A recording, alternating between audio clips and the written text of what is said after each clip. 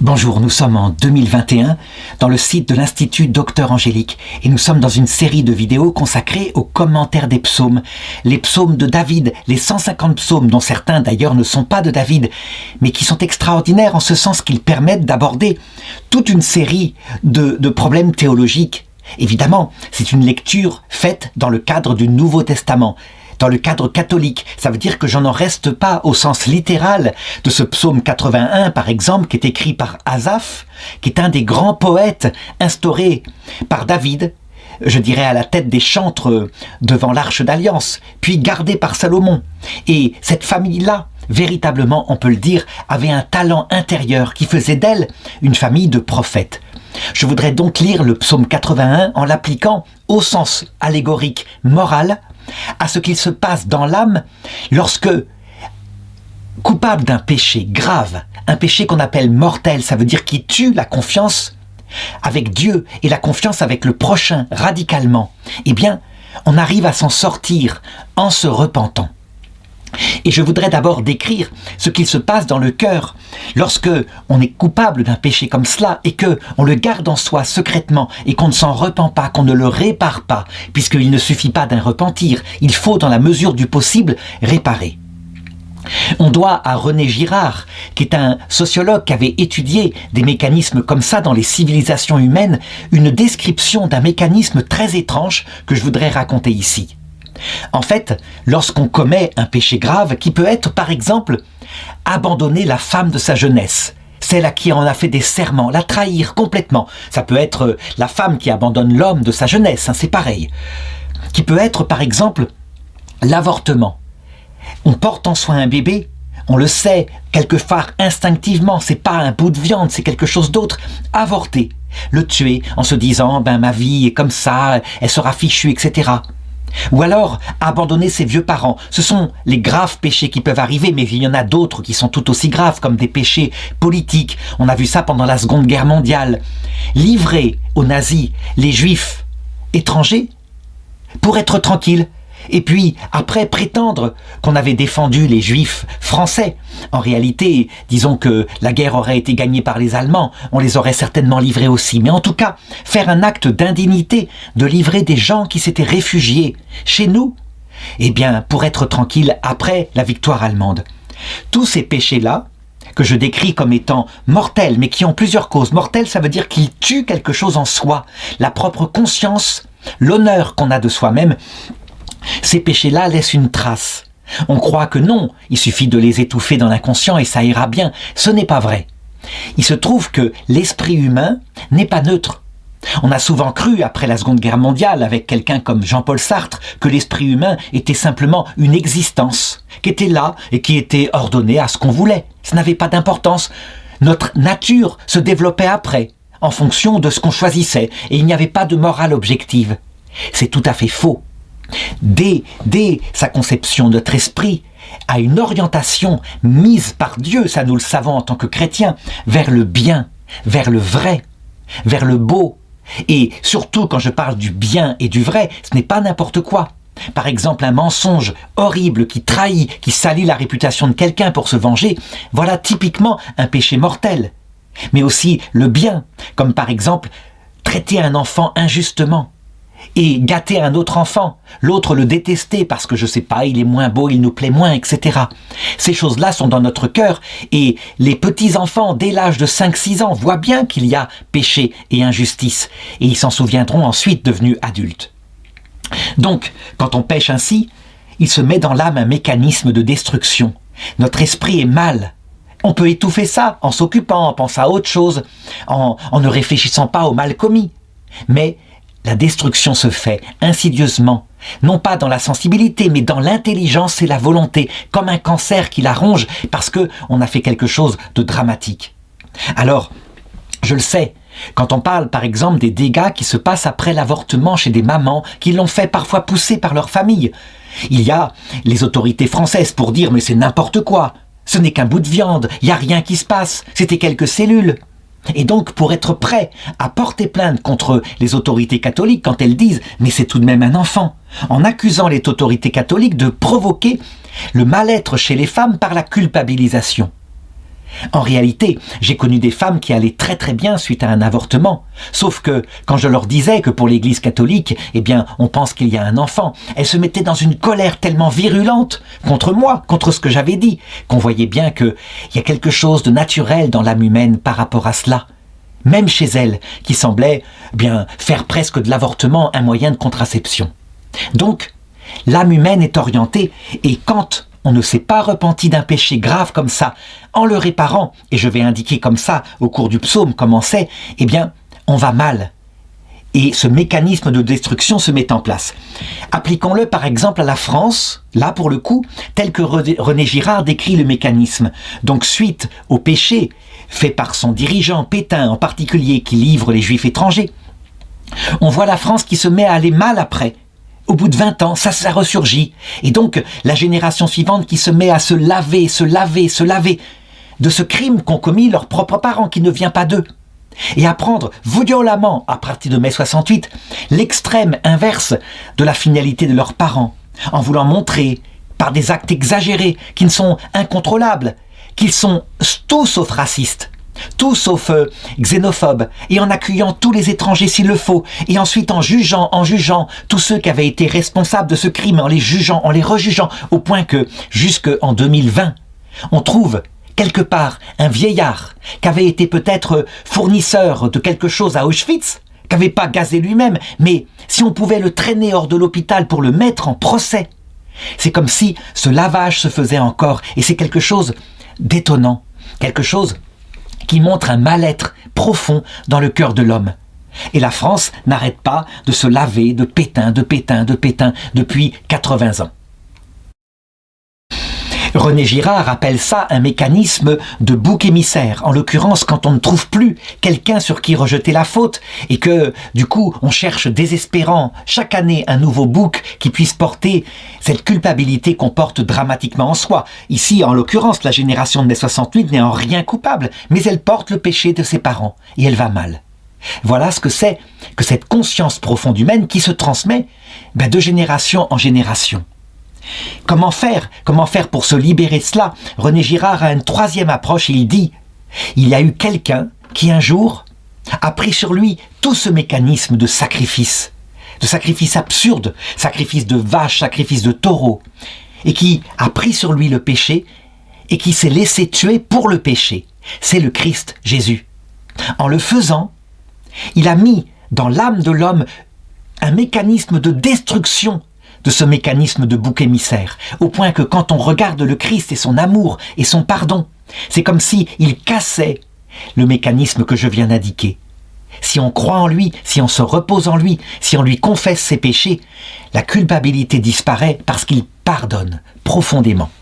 Alors, je voudrais raconter comment le psaume envisage, de manière évidemment, je prends le sens allégorique, il envisage l'acclamation qu'il sort quand on obtient le pardon de Dieu pour ces péchés qui rongent notre âme. Verset 2. Criez de joie pour Dieu, notre force, acclamez le Dieu de Jacob. Ouvrez le concert, frappez le tambourin, la douce harpe ainsi que la lyre, sonnez du cor au mois nouveau, à la pleine lune, au jour de notre fête. Quand quelqu'un qui a commis un grave péché comme ça accepte à un moment donné d'aller auprès de Dieu ou de son ministre, le prêtre, de tout confesser, pas simplement de raconter le mal qui a été fait, mais de manifester le regret profond qu'elle en a, de promettre de ne pas recommencer, et d'accepter même ce que va conseiller le prêtre pour réparer, et souvent on ne peut pas réparer. Alors le prêtre donne comme pénitence quelques prières à réciter. Quand on fait ça de tout son cœur, et que le prêtre par le geste sacramentel, qui est sensible, mais qui vient de Dieu, certainement parce que Dieu jamais n'abandonne une âme qui se repent, alors on peut sortir de la confession avec ce poids de joie, d'allégresse, de liberté. C'est comme si quelqu'un avait retiré de notre cœur ce mécanisme que je viens de décrire. Attention, ça ne marche pas chez tout le monde. Je suis en contact actuellement avec une personne qui est malade du scrupule. Ça veut dire qu'elle a beau se confesser pour des crimes qu'elle a commis, des crimes qui sont du genre se faire passer pour un prêtre pour avoir de l'argent. Et cette personne ne s'en remet pas. Elle a beau être allée voir le cardinal qui lui a dit « Mais non, votre péché est pardonné, vous avez obtenu l'absolution, c'est terminé, n'y pensez plus ». Ça lui revient. Donc là, c'est différent. C'est une maladie d'un excès, un excès de scrupule. Mais chez une personne qui n'a pas cette maladie, l'absolution, puis la réparation faite provoque cette allégresse que je viens d'indiquer. Et tous les symboles qui sont là, la douce harpe, ça veut dire une paix intérieure, une paisibilité incroyable, comme si l'Esprit Saint venait reprendre sa demeure dans notre cœur. Mais aussi les tambourins qui indiquent quoi? Une allégresse qui donne envie de danser parce que de nouveau on est vivant alors qu'on était mort. Je n'ai pas dit qu'on ressentait toujours sensiblement le péché mortel, non. C'est dans l'esprit que ça se passe, mais pour les personnes fort sensibles, ça se traduit aussi dans les passions, donc dans la vie sensible. Voilà. Alors évidemment, il faut que je décrive la totalité de ce qu'il faut faire pour ça, pour obtenir cela. Et donc je voudrais lire le verset 5. Je dirais, oui, il y a une loi de l'esprit, notre esprit n'est pas neutre, Dieu a créé notre esprit avec ce que saint Thomas d'Aquin appelle une syndérèse. La syndérèse, c'est bizarre, hein, c'est un mot S-Y-N-D-R, c'est un D-E, etc. C'est un mot grec qui signifie une orientation naturelle, je l'ai dit, vers le bien, pour la volonté, vers le vrai, pour l'intelligence. Et donc, voilà ce que dit le verset 5. « Car Israël a une loi, un jugement du Dieu de Jacob, un témoignage qu'il mit en Joseph, quand il sortit contre la terre d'Égypte, un langage inconnu se fait entendre. Du fardeau, j'ai déchargé son épaule, ses mains ont lâché le panier. » Alors, voilà. Donc, je l'ai dit, notre intelligence et notre volonté ne sont pas neutres. On en voit par exemple dans le film Titanic un exemple très concret qui m'a frappé. Si on regarde le film, à la fin, on voit Rose, qui est la jeune fiancée, héroïne du film, qui est sur le bateau, qui est vertical et qui est en train de s'enfoncer dans l'eau. Mais c'est comme un immeuble très haut. Et il y a là une femme qui est suspendue au bastingage au-dessous d'elle et qui lui tend l'espace d'une demi-seconde la main. Elle pourrait saisir sa main et la rattraper. Elle ne le fait pas. Et la femme lâche, elle tombe et elle se tue en bas, tout en bas, contre la mer. Eh bien, Rose conclut, quand elle sort, quand elle se retrouve sur le Carpathia en disant « Et nous avons été ainsi sauvés, et nous avions tous dans le cœur des souvenirs, des regards, des choses que nous nous pardonnions ou pas. » Voilà ce qu'il en est. On emporte des secrets comme ça dans notre vie, des secrets terribles que quelquefois on peut garder toute une vie, qu'on n'osera jamais confesser au prêtre, si au moins on les confessait à Dieu, mais quelquefois même pas. Et ce péché-là entre dans un mécanisme de ravage du cœur, comme je l'ai indiqué tout à l'heure, avec ce mécanisme qu'a décrit René Girard. Par contre, dès qu'on est capable d'assumer ce qu'on a fait, de le prendre sur soi, ça veut dire de ne pas accuser les autres, de ne pas jeter l'accusation sur un bouc émissaire en disant « c'est pas moi qui ai avorté, c'est ma famille qui m'a forcé », mais qu'on est capable de dire « oui, je n'ai pas su résister », de reconnaître ses torts, de les mettre devant Dieu en toute vérité. Alors tout d'un coup, on peut dire que le fardeau, on en décharge son épaule et c'est le Seigneur qui le prend sur lui. Alors on pourrait dire c'est facile, il suffit de pécher, de se confesser, puis après psychologiquement on va bien. Non, non, ça doit être accompagné évidemment de la contrition sincère. On regrette et on assume soi-même devant Dieu l'horreur de ce qu'on a fait. Qu'on se souvienne, par exemple, l'exemple du roi David, lorsqu'il commit son péché gravissime. Il avait pris une maîtresse, qui était une femme mariée, la pauvre ne pouvait pas résister, et comme elle était tombée enceinte, il avait fait assassiner, par une technique très habile, le mari, tout simplement. Et Dieu était allé le trouver par son prophète, et lui avait dit « Tu as fait cela, et parce que tu as fait cela, l'enfant qui va naître mourra. » Et David, prenant conscience de son péché, s'était immédiatement repenti, mais de manière totale, sincère. Et alors Dieu avait dit, parce que tu t'es repenti, ton péché est pardonné. Et il avait essayé de réparer comme il le pouvait, il avait jeûné pour que Dieu ne tue pas l'enfant, pour qu'il puisse subsister, vivre malgré tout. Et il n'avait pas été exaucé, il avait été puni par ce moyen-là. Quand nous réparons notre péché, par exemple, si c'est le cadre d'un avortement, tout simplement, se rendant compte, maintenant que le petit enfant avait son âme, qu'il était vivant, eh bien, se mettre à genoux Priez pour lui, demandez à la Vierge Marie d'aller le chercher là où il est et de l'introduire auprès de son fils, de ne pas le laisser s'il est par hasard entre ce monde et l'autre, perdu, tout seul, mais de le faire adopter pour qu'il soit élevé. Donc, de consacrer de tout son cœur une prière pour demander le baptême de l'Esprit Saint pour ce petit bébé. Et évidemment, ne jamais recommencer. Bannir de sa vie cette chose qui est un crime objectivement, même si on ne s'en rendait pas compte avant, si bien qu'il faut en être persuadé. Cette prière efficace auprès de la Vierge Marie et de Dieu fera que quand on arrivera soi-même à l'heure de la mort, le petit enfant dira « Mais rappelle-toi, on s'est réconciliés ce jour-là.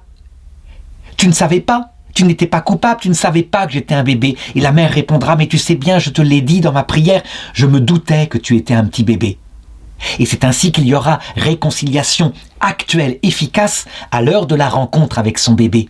Mais dès maintenant, sans attendre, la maman, le papa aussi, peuvent véritablement réparer tout par leur prière. Et c'est efficace, le poids disparaît. Quand c'est une trahison du style « j'ai abandonné ma femme, je l'ai laissée et j'ai essayé de grappiller le maximum de pensions alimentaires pour refaire ma vie avec une qui me plaisait davantage », eh bien comment est-ce qu'on peut réparer là? De la même façon. Allez voir le prêtre, qui évidemment ne pourra pas donner l'absolution si on est avec quelqu'un d'autre, mais qui, je dirais, qui dira au moins « vous avez essayé de venir me voir pour ça », et puis parce qu'il est impossible parfois de réparer, la rupture a tout cassé. La trahison a tout cassé. Eh bien, au minimum, payer les pensions alimentaires, les payer de tout son cœur, les payer en date et en heure, et vraiment envoyer un petit mot en disant « j'ai fait ça il y a quelques années, je le reconnais, c'était de ma faute, tu n'y étais pour rien, je te l'écris, je dois te le dire. Depuis des années, je le portais sur le cœur. » On ne peut pas réparer parfois plus que ça, c'est évident. Mais au moins en réparant comme cela, eh bien, la libération se fait. Pour ce qui est du mécanisme que j'ai décrit par rapport à un pays comme la France qui n'arrête pas d'aller mal, quelquefois malheureusement on ne peut rien faire. Il faut que la génération traumatisée passe et qu'une nouvelle génération arrive. Il suffit de regarder par exemple après les guerres napoléoniennes, comment toute la génération de ceux qu'avait combattu pour Napoléon Ier, eh bien jamais n'allait bien, toujours elle se souvenait de l'humiliation de l'empereur, etc. Mais maintenant que la génération en question est partie, on regarde ça calmement, historiquement. C'est plus une affaire qui nous concerne. Mais qu'est-ce qu'au XIXe siècle, il y a eu traumatisme en France chez cette génération-là. Je l'ai montré, parfois, quand il n'y a pas réparation possible, la seule réparation devient la prière. Une prière fervente pour l'âme de celui à qui on a fait du mal. Et à ce moment-là, eh bien, au-delà du temps, au-delà de la mort parfois, parce qu'il y a parfois eu suicide de la personne à qui on a fait du mal, eh bien, on peut véritablement sortir de ce mécanisme de destruction. En tout cas, c'est ce que dit le verset 8. « Dans la détresse, tu as crié, et je t'ai sauvé. Je te répondis, caché dans l'orage.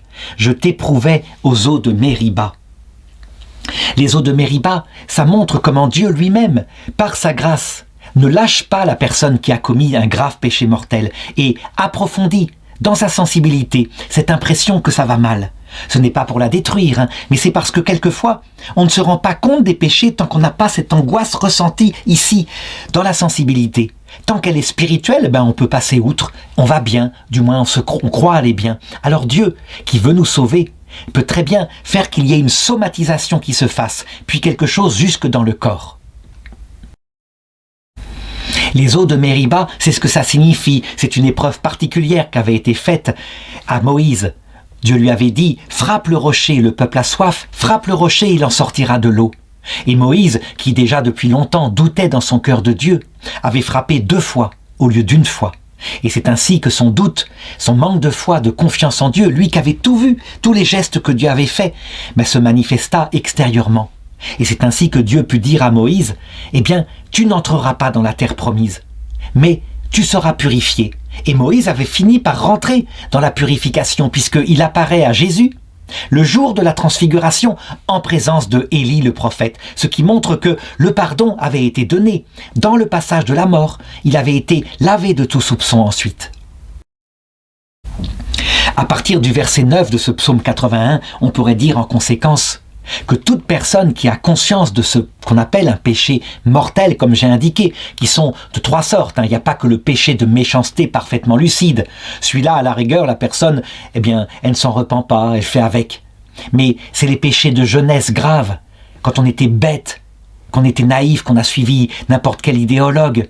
C'est par exemple, bien, pour la génération de mai 68, quand elle a soutenu Mao, Pol Pot, quand elle a fait ça tout en étant extrêmement féroce par rapport à ses propres parents, et que maintenant c'est une génération qui a atteint 75 ans, la capacité à reconnaître la bêtise de la jeunesse. Parce que tous les péchés ne sont pas lucides, parfaitement lucides, pas du tout. Ce qui est compliqué, c'est quand on garde ce péché et qu'on n'assume pas ce qu'on a été. Il faut l'assumer en vérité. Les autres péchés, ce sont les péchés de nos faiblesses, quand on suit notre addiction au plaisir, par exemple, et qu'on trahit de toutes sortes de choses. Le plaisir sexuel, en particulier pour la génération des 68, a été source d'un enfer sur terre. Les péchés graves contre ce qu'il y a de plus sacré, la famille, adultère, avortement, etc. Et bien de la même façon, quand on entend l'appel de Dieu qui demande que avant d'arriver de l'autre côté, face à ceux à qui on a fait du mal, on s'en repent avant, qu'on répare, qu'on profite de sa vieillesse pour le faire. Quand on entend ça, alors la paix est vraiment rendue.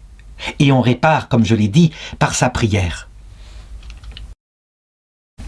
Le verset 10 continue et Dieu donne le conseil, il le donne vraiment. Mais je l'ai dit encore une fois, ce n'est pas pour détruire. C'est parce que nous devons comprendre ce qui se passe dans le cœur quand nous trahissons la loi inscrite par lui. Qu'il n'y ait pas chez toi un Dieu d'emprunt, n'adore pas un Dieu étranger. C'est moi, Yahvé ton Dieu, qui t'ai fait monter de la terre d'Égypte. Ouvre large ta bouche et je l'emplirai. Quel est le Dieu étranger, l'idole que nous avons adoré? Chaque génération le sait. Pour la génération de la guerre 14, l'idole était la patrie exaltée au-dessus de tout, prêt à tuer toutes les autres patries et les habitants des autres pays plutôt que d'abandonner cette idolâtrie. Pour la génération qui était un peu avant, au 19e siècle, pendant l'époque de la révolution industrielle, bien chez les riches, ça a été l'argent, accumuler le plus d'argent possible. Voilà l'idole qui a fait qu'ils ont réduit les ouvriers à un état de misère totale. Et puis pour les ouvriers qui ont adhéré au Parti communiste qui a fait tant de morts au XXe siècle, quelle a été l'idole? L'envie, la haine du riche.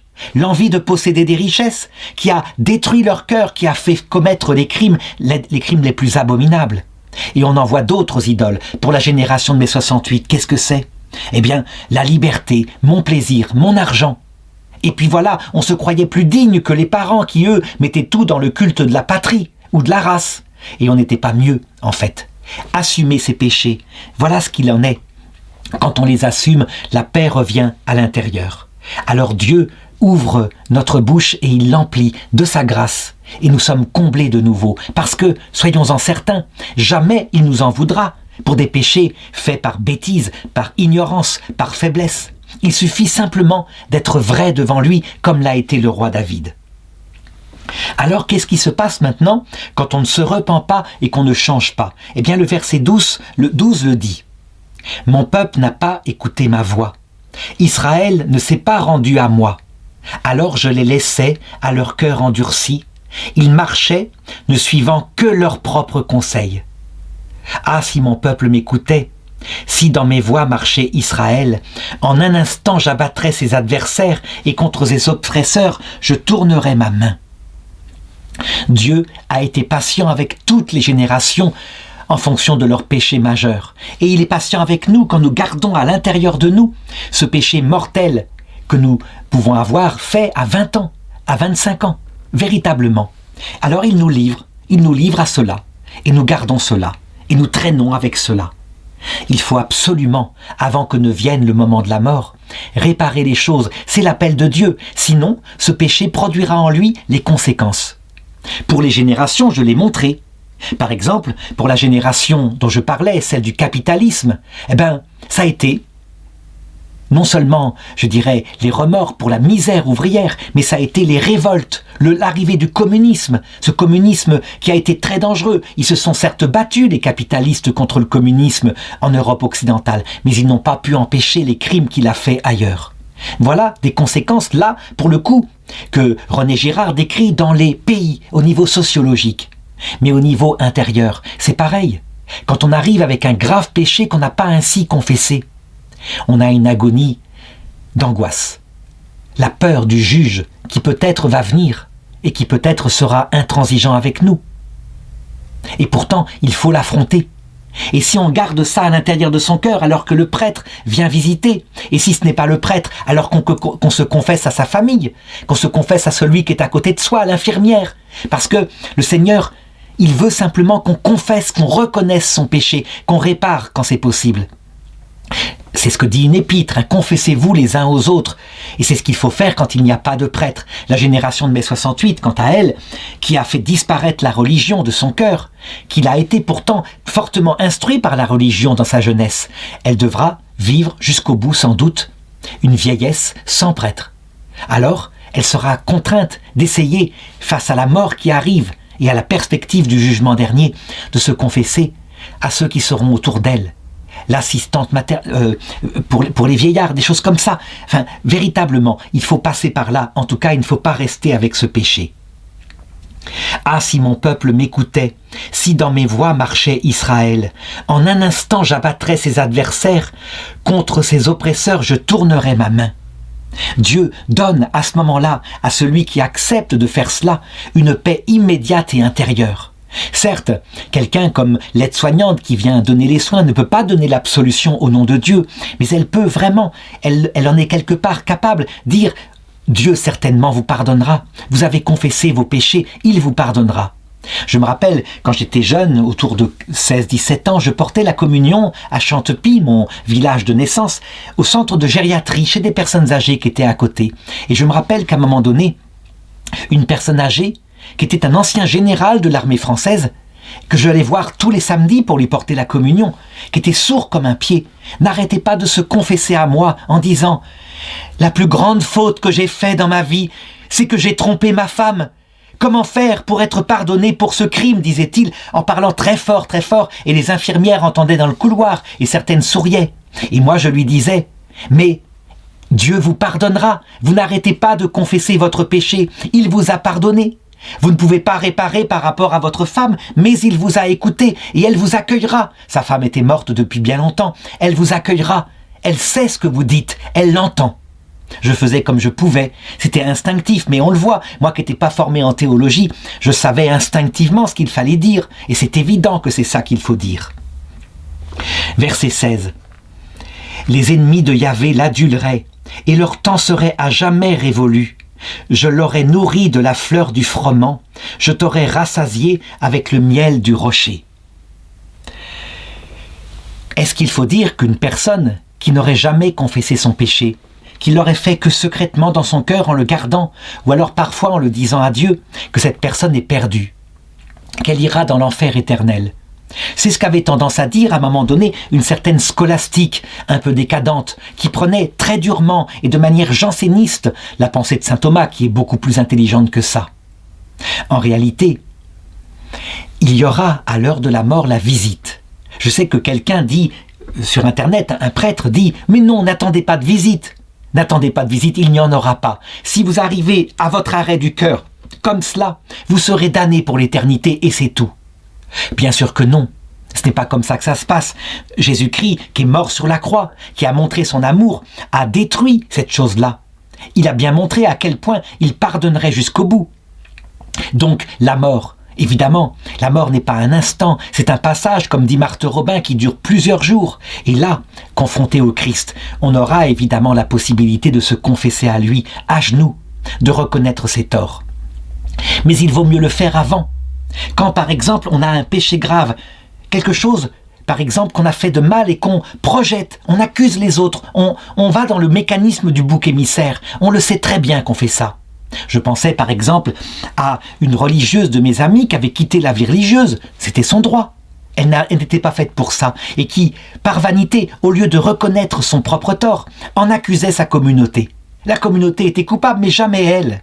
Quand on a quelque chose comme ça, il faut sortir de ce mécanisme et véritablement, devant Dieu, devant les autres, reconnaître, c'était aussi de notre faute, on a fait ça, on avait des torts, on n'était peut-être pas fait pour ça, mais on était jeunes. Évidemment, le Seigneur ne va jamais nous reprocher d'être seul, d'être jeune. Il veut simplement qu'à un moment donné, on reconnaisse humblement, comme l'a fait le roi David, son péché. Alors oui, quand on ne l'a pas fait, c'était trop dur, on était trop fiers, alors face au Christ, on pourra le faire. Évidemment, là, il nous rendra les choses faciles parce que dans son apparition, certes, il manifeste la vérité de notre âme qui est en détresse, en feu, mais il le fait avec tellement d'amour, tellement d'humilité que ça nous donne envie de fondre devant lui.